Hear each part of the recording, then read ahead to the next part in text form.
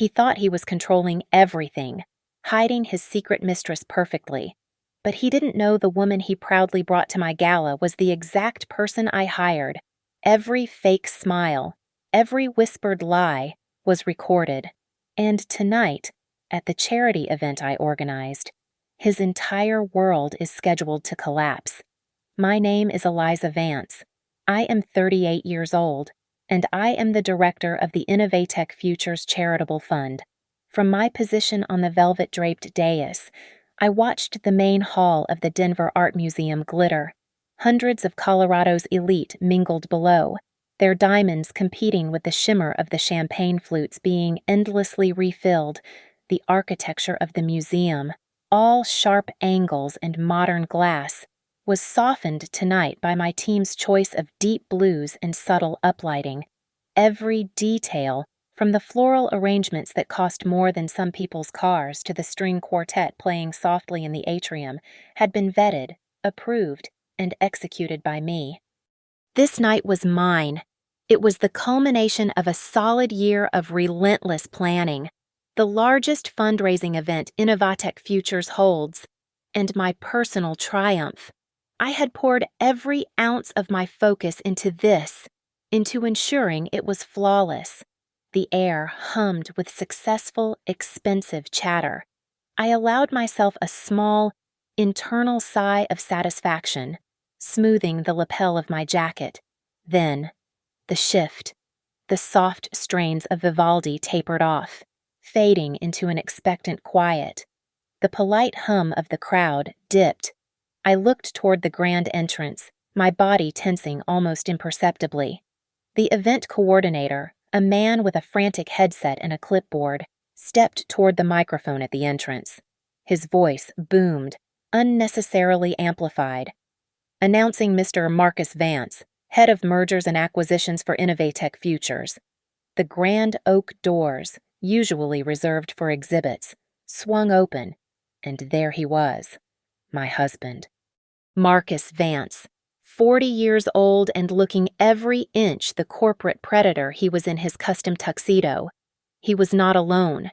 His hand, the one that wore the wedding band I had picked out, was resting with possessive confidence on the bare waist of a woman I had never, technically, seen in person.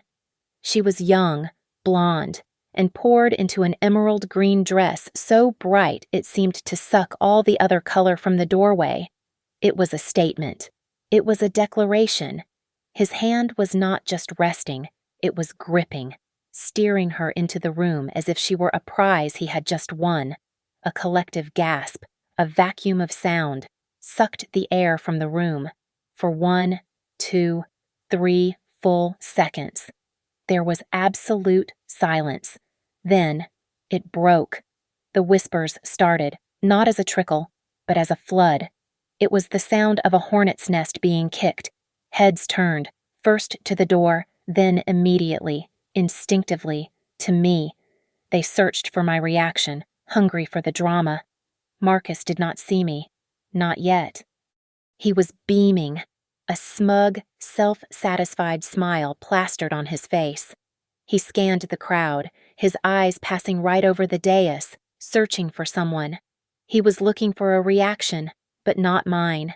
He wanted the world to see him, to see her, the woman. Sarah played her part beautifully. Her eyes, wide and seemingly innocent, found me immediately. She looked up at the dais, and a look of absolute theatrical shock crossed her features.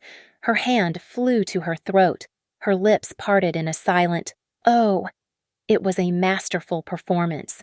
Marcus, following her gaze, finally looked up, his eyes locked with mine. The smugness evaporated. The smile did not fade. It froze, becoming a grotesque mask of his earlier confidence. His hand on her waist tightened, a spasm of panic. He stopped walking. The blood drained from his face, leaving behind a pale, clammy sheen visible even from 30 feet away. He did not know. After all his careful planning, his secret accounts, his whispered phone calls, he truly did not know. He thought he was bringing a time bomb to my event, and he had no idea he was the only one about to be blown apart. I did not move. I did not flinch. I let him see me. I let him see the cold, placid calm on my face. Slowly, deliberately, I raised my champagne flute. I smiled, a tight, thin smile that held no warmth, and I offered him a toast. That cold, knowing smile I gave him was born 4 months ago. 4 months ago. Our life was still a portrait of Denver success. We had the sprawling, minimalist house in Cherry Creek, the matching luxury SUVs, and the joint memberships at clubs we barely attended. We were the Vances, the Innovatec power couple. Our life was curated, clean, and completely under control. Or so I thought. Marcus started to change around July. It was not the clumsy, obvious transition of a man having a midlife crisis affair. There was no new cologne, no sudden obsession with the gym, no lipstick on his collar or unexplained late nights at the office. Those are the mistakes of passionate, sloppy men. Marcus was neither. His change was one of temperature. He became cold, distant. But it was more than just emotional absence. It was a new, focused calculation in his eyes. He became secretive in a way he had never been before. Our lives had been an open book to each other, a strategic alliance. Now, that book was closed, locked, and hidden. His phone, which he used to leave on the kitchen counter, was suddenly always in his pocket. He angled his laptop away from me when he worked in the living room, closing it quickly if I walked in. He started taking calls on the patio, his voice a low, indistinguishable murmur against the glass. This was not a man hiding a lover. This was a man hiding a strategy. I am not the kind of woman who snoops. I am the kind of woman who investigates. My unease solidified into suspicion one Tuesday morning. I was managing our joint finances, a task I always handled, when I noticed a transfer. A large sum, $50,000, moved from our joint savings to an account number I did not recognize. It was labeled simply investment. When I asked him about it later that evening, feigning casual interest, his reaction told me everything. He did not get defensive or angry. He got something far worse smooth. He laughed it off. Just diversifying, Eliza. A little side project. You know how it is. Do not worry your pretty head about it. He had not called me pretty head in 10 years. The condescension was a smokescreen, and a poorly chosen one. That night, I did not sleep. I used my resources. A few discreet inquiries later, I founded a newly opened private bank account, in his name only. My suspicion was no longer a vague feeling. It was a cold, hard stone in my stomach. This was not just about another woman. Another woman you could weather, you could fight, you could go to therapy, you could divorce. This was something bigger. This felt like a betrayal of the partnership, not just the marriage. I felt it in my bones. He was planning an exit strategy, a golden parachute for one, an escape that did not include me. Confrontation was the last thing I wanted. A dramatic, tear-filled fight was exactly what he would expect. It would give him the chance to lie, to gaslight, to call me crazy, and it would warn him to cover his tracks more carefully. I did not want a fight. I wanted proof. I wanted the complete, unvarnished truth. I wanted to understand his entire plan, every single piece of it, before I made my move. I needed professionals. This was not a job for a typical private investigator who would just follow him and take pictures of him checking into a hotel. I needed someone smarter, someone who could navigate the corporate world he lived in. The next day, I contacted a discreet firm based downtown. They were not called investigators. They were a corporate risk advisory and integrity services group. They specialized in complex internal threats, in undercover operations, in what they called integrity testing. They were the people you called when you suspected a C-suite executive was stealing from the company. Or, in my case, from me. I scheduled an in-person meeting for the following day. I was done being the supportive wife. I was ready to become the opposition. The meeting took place at a small, forgettable cafe with bad art and weak coffee, miles from Cherry Creek.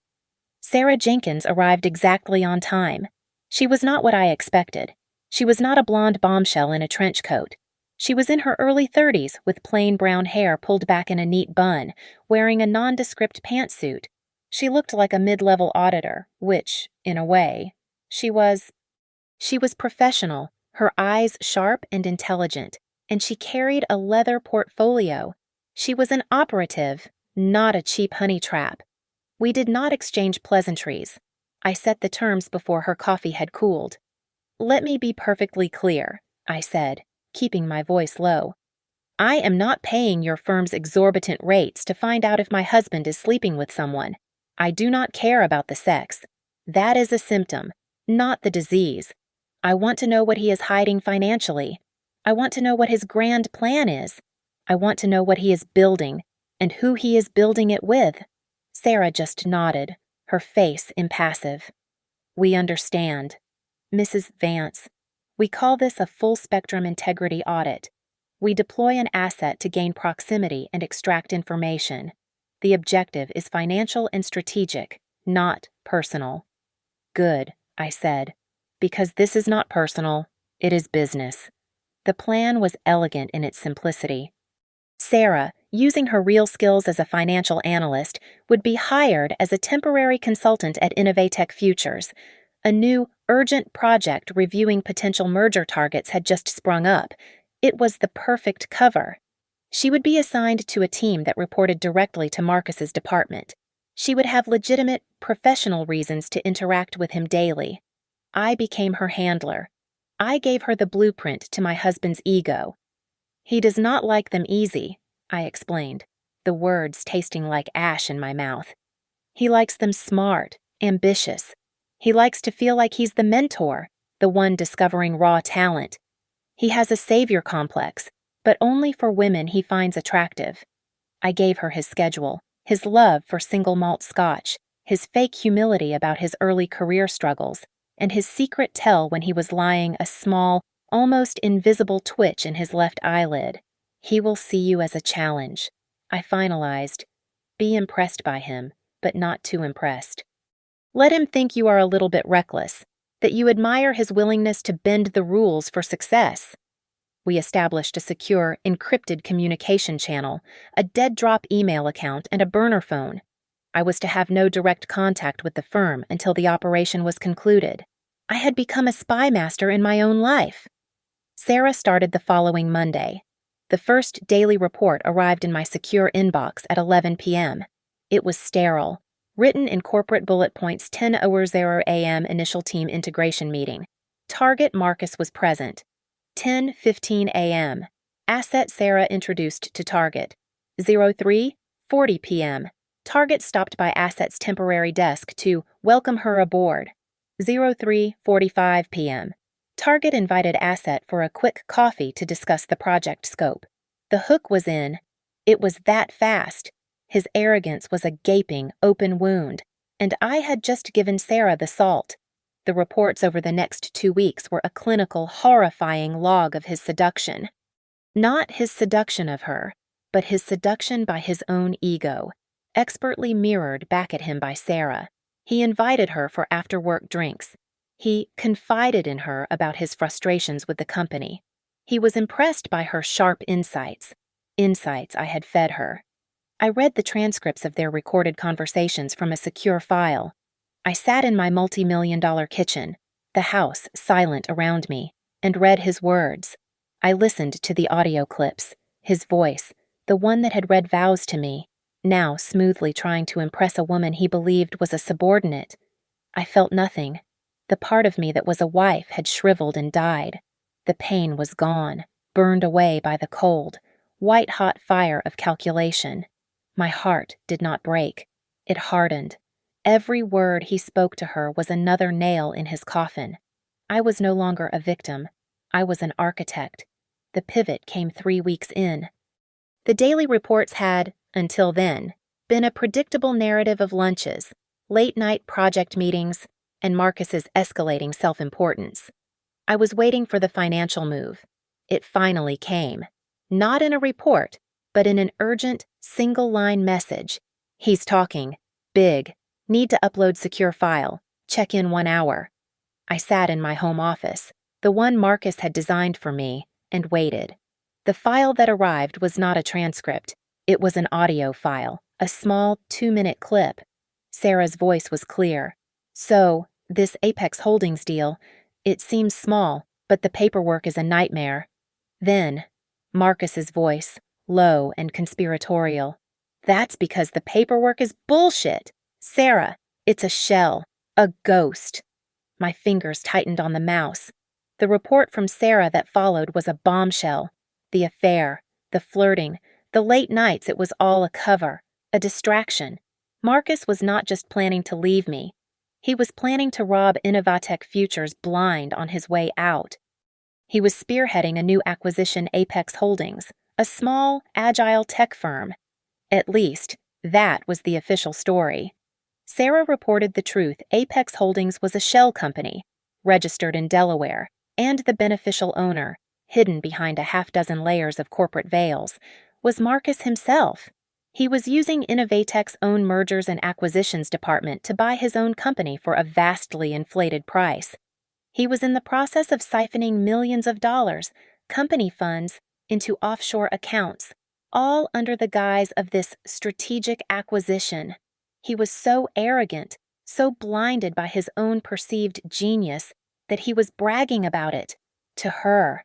He thought Sarah, this smart, ambitious, and slightly reckless consultant, was impressed.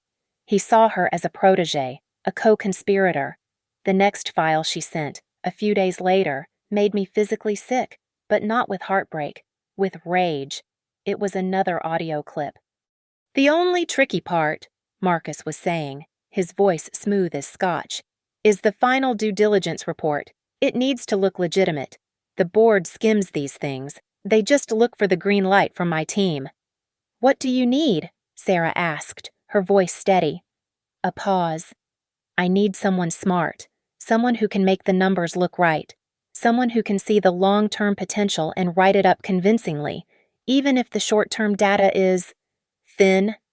And what's in it for this smart someone?" "A finder's fee," Marcus said, his voice dropping to a near whisper. "Call it 5%.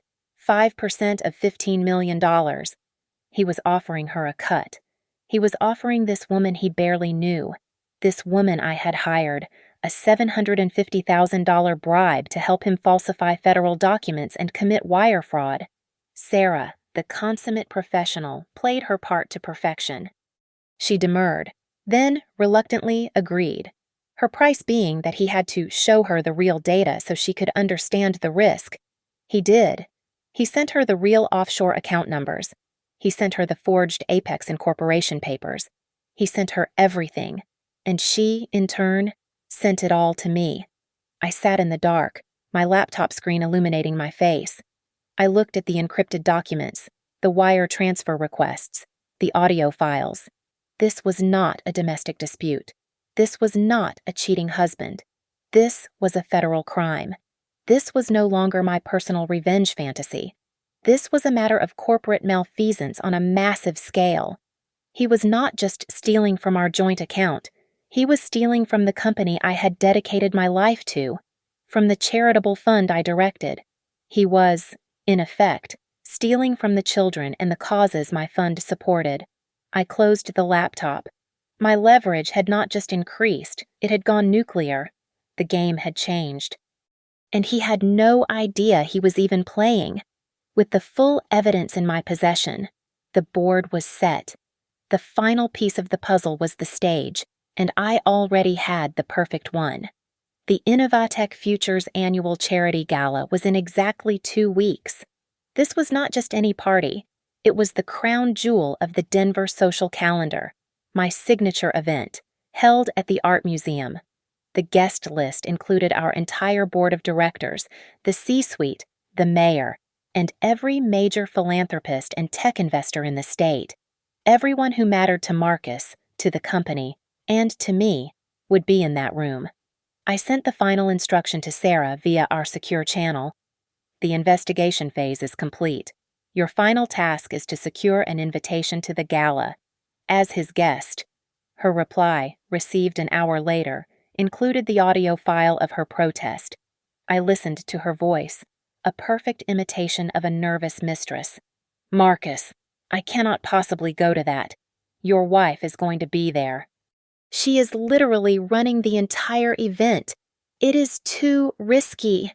Then, Marcus's laugh, a sound I once loved, now just a grating, arrogant noise. "Eliza, honey, do not worry about her. She will be far too busy running around with a clipboard, checking on ice sculptures and placating donors. She will not even see us. This is our night. Sarah, it is time we stopped hiding. I want you on my arm." He was a cliché, a predictable, arrogant, self-aggrandizing cliché. 2 days later, I sat at my desk, reviewing the final RSVP spreadsheet.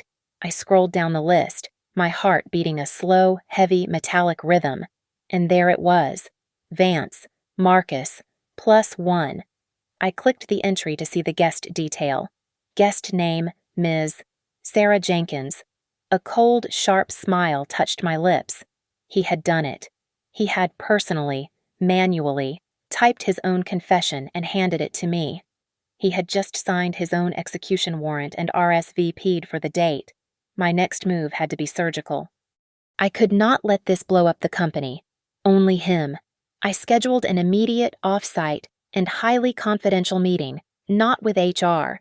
I went to the top. I booked a conference room at our outside counsel's law firm and summoned our CEO, Robert Harrison, and our chief legal officer, Alana Reynolds. They arrived looking concerned, expecting a crisis with a donor or a problem with the gala's permits. I let them settle. I did not provide the tapes of the affair. That was messy, personal. This had to be clean, corporate, and undeniable. "Robert, Alana," I began, my voice perfectly level.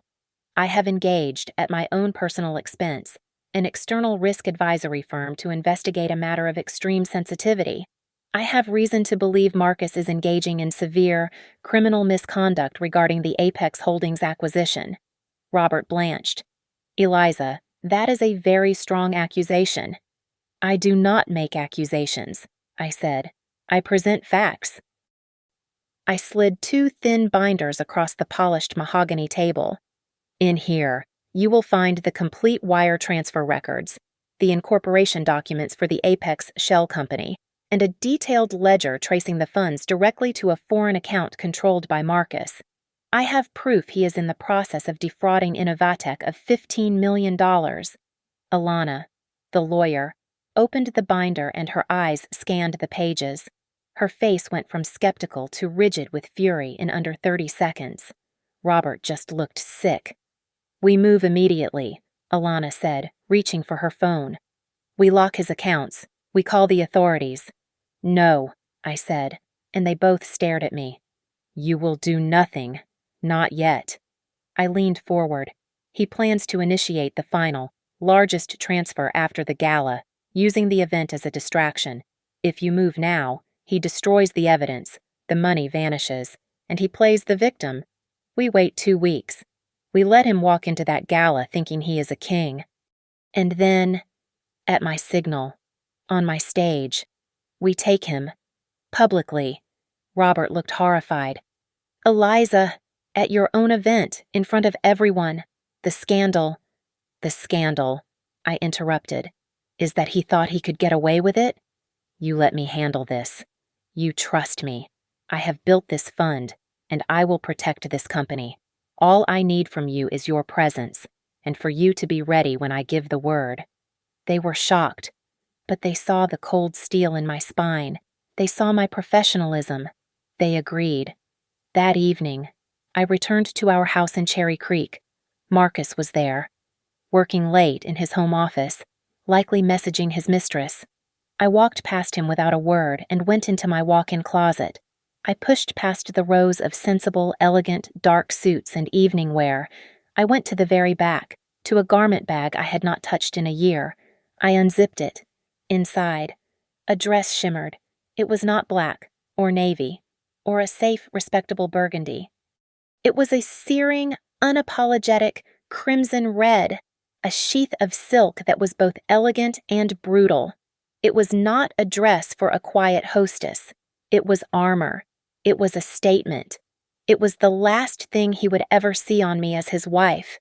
I held his gaze for a 10 count, letting the panic bloom in his eyes before I set my champagne flute down. The string quartet, cued by my event manager, swelled to life, breaking the tense silence. The sea of whispers parted for me as I descended the few steps from the dais. I did not rush. I let every eye in that room follow me as I moved, my red dress a beacon in the cool blue light of the hall. Marcus and Sarah were frozen, a terrible tableau of his guilt, right in the main thoroughfare. He had not moved, his hand still clamped on her waist. She looked like she was about to bolt. I glided to a stop directly in front of them, close enough to smell the scotch on his breath and the too sweet perfume on hers. I smiled, a wide, bright, hostess smile that did not reach my eyes. "Marcus, my darling husband," I said, my voice pitched to be perfectly clear and sweet, but just loud enough for the tables nearest us to hear. "I did not realize you were bringing a new associate tonight." He flinched. He literally flinched at the word darling. His mouth opened and closed twice before any sound came out. "Eliza, this is Sarah. Sarah Jenkins. She's a consultant. On the Apex project." He was breathing too fast. I could see a bead of sweat forming on his temple, just below his perfectly coiffed hair. He was trying to frame this as professional, a last, desperate attempt to control a narrative that had already left the station. I turned my full attention to the woman in the emerald dress. I ignored his clumsy introduction and extended my hand, my diamond wedding ring catching the light. "Hello, Sarah, I'm Eliza Vance." I let those 2 words hang in the air. "Marcus's wife. And your hostess for this evening. Thank you so much for coming." Sarah, playing her role to the bitter end, let her hand tremble as she took mine. Her palm was clammy. Her eyes were wide with perfectly feigned terror. I had no idea," she stammered, her voice a convincing whisper.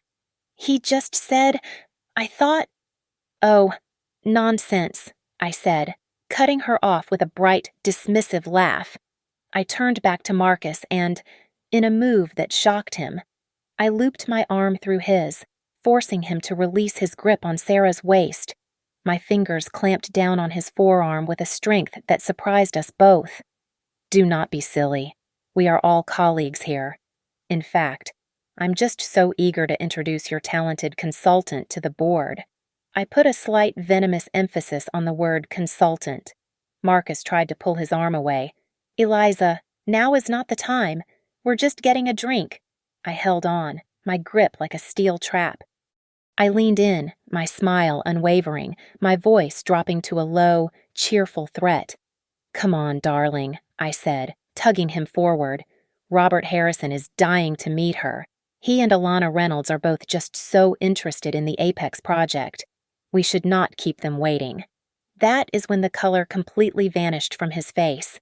It was not just the public humiliation of the affair, a trap he had expected to set for me. It was the mention of Harrison, the CEO, and Alana, our chief legal officer, in the same sentence, about Apex. His legs had stopped working.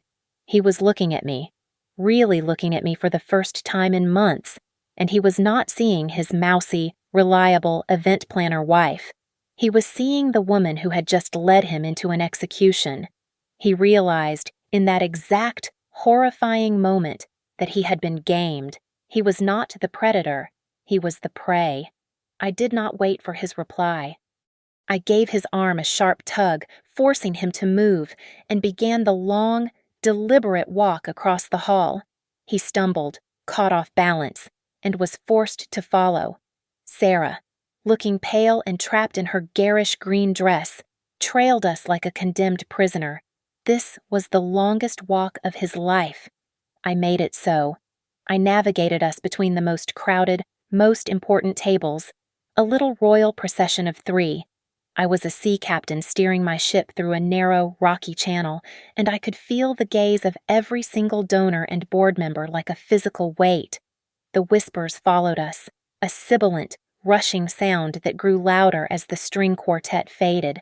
I kept my smile bright, nodding to our CFO, to the head of marketing, as if I were merely guiding my husband and his guest through the crowd. We finally arrived at Table 1, the premier table set directly in front of the dais. It was where Robert Harrison, our CEO, sat with Alana Reynolds, our chief legal officer, and two of our most significant, multi-million-dollar donors. The conversation at the table died the instant we approached. I dropped Marcus's arm as if I had just realized I was holding something soiled. I stepped forward, clasping my hands elegantly in front of me. "Robert," I projected, my voice clear and bright, silencing the tables nearby. "I am so relieved I caught you. I wanted to personally introduce you to someone." I gestured grandly back to the frozen pair. "This is Ms. Sarah Jenkins." I let a beat of silence pass, allowing the name to settle. "Sarah is the key consultant on that Apex Holdings deal Marcus has been managing," I continued, my voice dripping with manufactured sincerity. "She is the pivotal driving force behind it. He's been working so closely with her." Robert Harrison, a consummate actor who had been well briefed, rose slowly from his chair. He was a tall man, and he seemed to tower over Sarah. He did not smile. He fixed her with a look of intense, Arctic interest. "Ms. Jenkins, a distinct pleasure." He pointedly did not offer his hand. "We have been very interested in the work you have been doing. Deeply interested." I stepped in again, patting Marcus's rigid arm. "My husband has just been working tirelessly on this. Haven't you, darling?" I turned my radiant smile to the entire table, to the donors, to Alana. "He has been working day and night. He's even been sacrificing our own date nights, valuable time, just to spend more hours analyzing the fine print with Ms. Jenkins. That is the kind of personal dedication Innovatech was built on, is it not?" A sharp, indrawn breath came from the table next to us. The whispers were no longer whispers, they were low, stunned murmurs. The narrative I had just painted was unmistakable. The cheating husband, the identified mistress, the wronged wife, all performing this grotesque play at the CEO's feet. Sarah, who was earning every penny of her fee, began to tremble. Her face crumpled. I think I should go," she whispered, her voice cracking. "I am not feeling well." She took a step back, turning to flee into the crowd. I was faster. I put a hand on her arm, my grip surprisingly strong, my nails digging in slightly. "Oh, no, you cannot leave," I said, my voice all false, sugary concern. "The party is just getting started." I glanced over her shoulder, toward a discreet wood-paneled door at the side of the hall, where two in-house security men, not in gala attire, had just materialized. "Besides, I have not even had a chance to properly introduce you to our chief legal officer. Alana Reynolds is waiting for all three of us, right now, in the private conference room." I watched the word legal land. It hit Marcus not like a word, but like a fist. His eyes darted from my face to Alana at the table, who was now watching him with the predatory stillness of a crocodile, and then to the two security men by the door. He finally understood. This was not a social skirmish. This was not about him being humiliated for his affair. He could have survived that. This was a purge. This was a cold, corporate execution, and he was the only one in the room who had not read the memo. His face, which had been pale, turned a sickly, waxy gray. He grabbed my arm, his fingers digging into my skin, his mask of charm completely gone, replaced by the snarling panic of a cornered animal. "What have you done?" he hissed, his voice low and vicious. I leaned in, so close that the diamond of my earring brushed his cheek. I smiled, our final, intimate moment. "Exactly," I whispered back, What you deserve." I did not wait for his answer. I kept my grip on his arm, a silent, non-negotiable escort, and steered him away from the CEO's table and toward the heavy oak door of the founder's room, which one of the security men was already holding open. The second guard fell in directly behind Sarah. It was a silent, terrifying procession of 5. The door clicked shut behind us with the heavy final sound of a vault. The muffled symphony of the gala, the laughter, the music, was instantly silenced. We were in a soundproof box. The room was long, dominated by a reflective mahogany table that seated 30. But we were not having a meeting. At the far end, Robert Harrison and Alana Reynolds stood side by side, having entered through a private staff corridor. They looked like a tribunal. The 2 security men posted themselves at the door, arms crossed. The trap was set and sprung. Marcus finally tore his arm from my grasp, his breathing ragged. He looked at the guards, at the CEO, at me. His corporate training kicked in, and he tried to regain control with bluster. "What is this?" he demanded, his voice a poor imitation of authority. "This is completely inappropriate. It's a misunderstanding.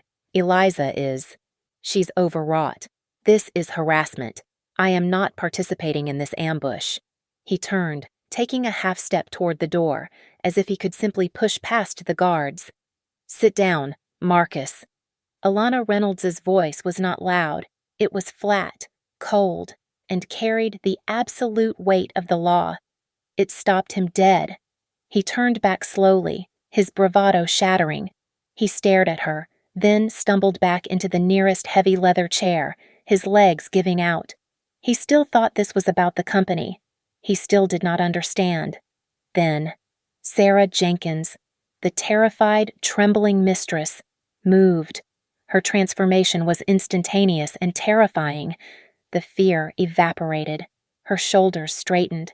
The naive, breathless panic was replaced by a sharp, focused intelligence.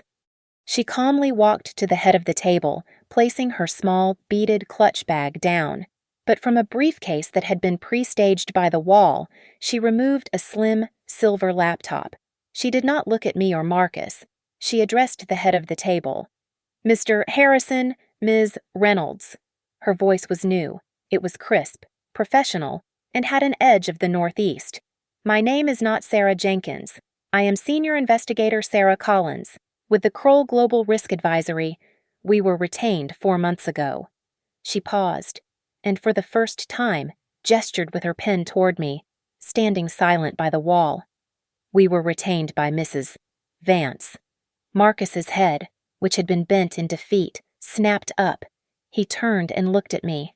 The color, which had been pale, drained entirely, leaving a waxy, gray, corpse-like sheen. He was not looking at his wife. He was looking at a stranger, a creature of cold, alien calculation he had slept next to for over a decade and never once seen. He looked at me as if I were the monster. Investigator Collins did not wait for this family drama to unfold. She was all business. She plugged her laptop into the boardroom's integrated media system. The 80-inch monitor on the wall, usually reserved for shareholder presentations, flickered to life. While Mr. Vance believed he was grooming me as a co-conspirator for his fraud, Collins stated, her voice echoing slightly in the quiet room, he was, in fact, providing a detailed first-person confession. She clicked the mouse.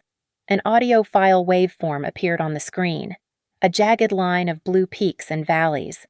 "This is a recording from 6 days ago," Collins narrated, "in which Mr. Vance offers me, his consultant, a 5% bribe to falsify the due diligence reports for Apex Holdings, the shell corporation he controls." She hit the space bar. His voice. My husband's voice. Not the panicked, thin wheeze it was now, but the smooth, confident, seductive baritone he used to close deals, filled the room. "The board is just a rubber stamp. Sarah, they just look for the green light from my team." His voice echoed from the speakers. "I need someone smart, someone who can make the numbers look right. Call it 5%. 5% of $15 million. It's our ticket. The audio played on. He detailed the offshore account in the Caymans. He laughed about how he had used the company's own legal templates to build the shell. He bragged about his genius, about his plan to be in Rio by the time anyone noticed. Marcus made a low, choking sound, a wounded animal. He slumped forward, his head in his hands, his whole body shaking. I remained by the wall. I did not move. I did not speak. I just stood, my arms crossed, watching the man I had given my life to be annihilated by the sound of his own voice. The recording clicked off, plunging the room into a thick, suffocating silence, broken only by the sound of Marcus's wet, ragged breathing. He was still slumped in the chair, his face buried in his hands. Alana Reynolds, who had been watching him with utter disdain, took a step forward. Her voice was the sonic equivalent of a guillotine. "Marcus Vance," she announced, "you are hereby suspended from Innovatech Futures, effective immediately, pending a criminal investigation for corporate fraud, embezzlement, and wire fraud." It was a professional execution. As she spoke, the two security men who had been standing at ease took a coordinated, heavy step forward. One of them spoke, his voice deep and impersonal. "Sir, we will be escorting you from the building now. You will not be returning to your office." That word, escorting, finally, fully broke him. This was not a boardroom. This was an interrogation. He looked up, his face a mess of panic, sweat, and snot. His eyes were red-rimmed and wild. He did not look at the CEO. He did not look at Alana. He looked at me. His voice was a desperate, cracking plea. "Eliza, Eliza, please. You cannot let them do this. Please. For our family. Think about our family." I felt the gazes of everyone in the room land on me. The CEO, the lawyer, the investigator, the guards. They were watching to see if the wronged wife would crack, if the years of shared history would override the cold, hard facts. I pushed myself off the wall and walked slowly toward him, my heels clicking with deliberate, metronomic precision on the hardwood floor. I stopped directly in front of his chair, forcing him to look up at me. "Family," I asked, my voice quiet, but carrying in the dead air. "What family?" "Marcus. The one you were planning to rob and abandon, the one you were stealing from to fund your new life in Rio." I leaned down, lowering my voice so that only he could hear me, an intimate, brutal whisper. "You need to understand something. I am not doing this because of her." I flicked my eyes for a fraction of a second toward Investigator Collins. "I am not doing this because of jealousy. I am doing this because you tried to steal from my fund, from the charitable foundation. That is money that was supposed to go to children. You pathetic, greedy shell of a man." I saw the last flicker of hope die in his eyes. He had been clinging to the belief that this was a domestic dispute, a passionate revenge. He could not comprehend that this was a business decision. I straightened up and turned, not to Alana, but to a man who had been standing quietly in the corner of the room, unnoticed until this precise moment. My personal divorce attorney, Mr. Kincaid, a man who specialized in high-asset, high-conflict dissolutions. He had been present since the beginning. He stepped forward now, his own briefcase in hand. He opened it, removed a single stapled document and a heavy, expensive fountain pen. He handed them both to me. I turned back to Marcus. I dropped the document and the pen onto the table in front of him. They landed with a heavy, final thud.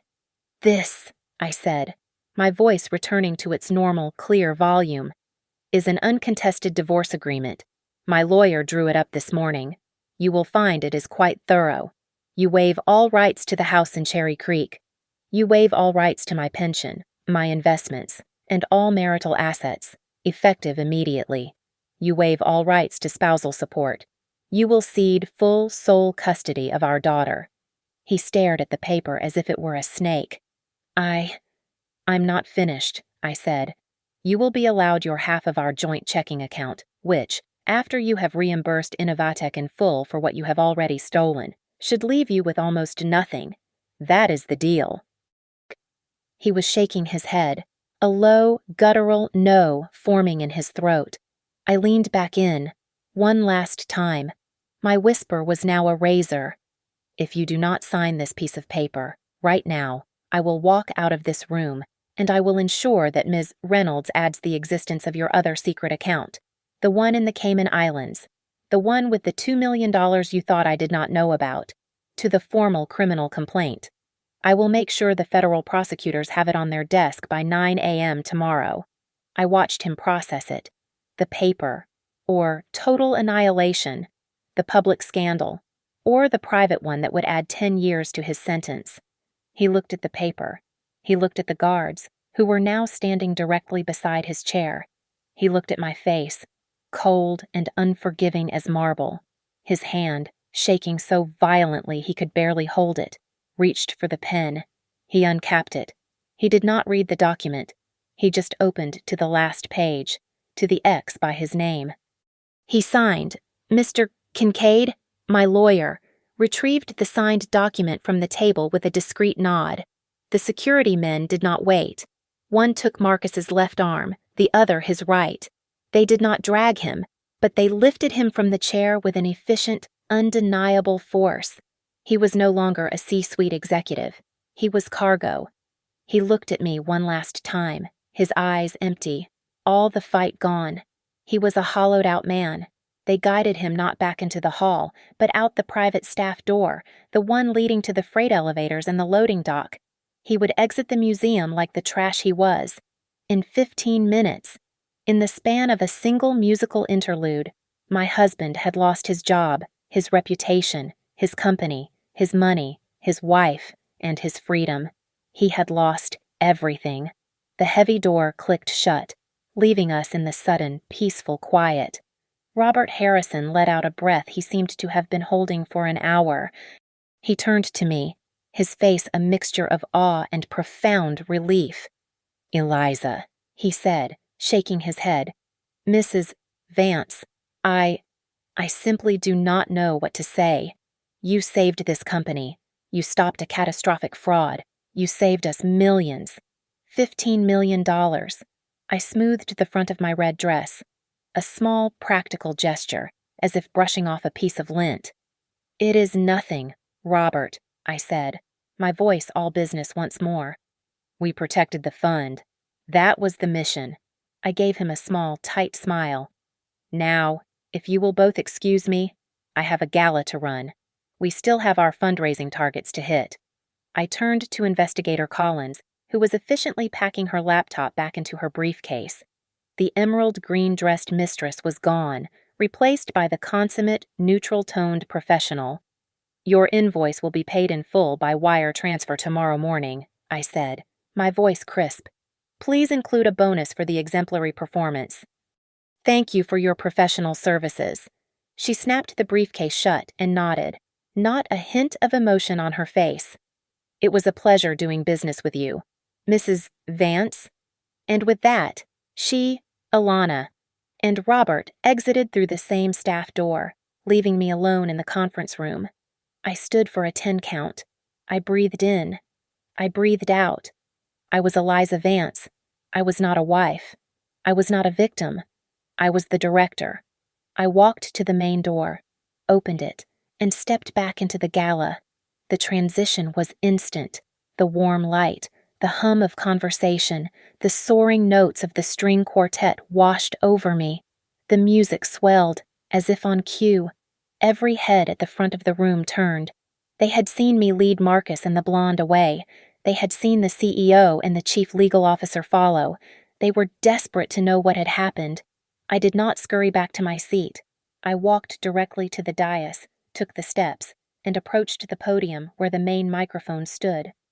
I tapped it lightly. The feedback, a soft chime, silenced the room. "Apologies for that small interruption. Everyone," I said, my voice calm, clear, and steady. projected to every corner of the magnificent hall. I let a practiced smile grace my lips. A small, unexpected internal matter that needed adjusting. I let them hang on that for a second. But that is not why we are here tonight.